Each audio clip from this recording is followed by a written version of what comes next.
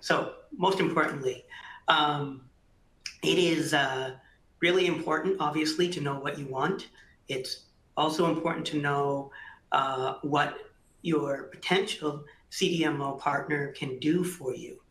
The third leg is related to dollars, cents, euros, rupees, whatever currency you wish to think in, as well as the contractual nature of the relationship between yourself and the CDMO.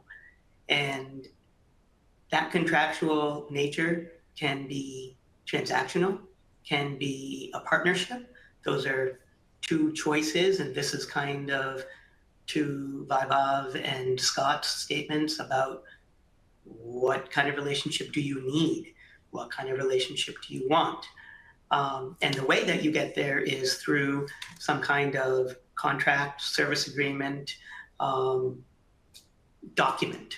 And there are several sections that are of critical importance to us as innovators, but also to the CDMO.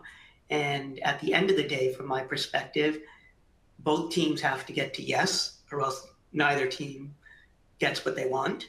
And there has to be um, needs and wants on both sides. As an innovator, usually it's IP protection, liability protection, um, name protection to a certain extent. There are a lot of levers that companies have that they don't think they have. Innovator companies, sorry, I should have said that. The CDMOs have them as well.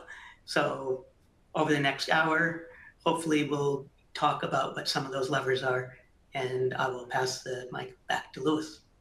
All right, very, very good. So what I get out of our opening statements is get your own house in order. And what that means is understand clearly what your needs are.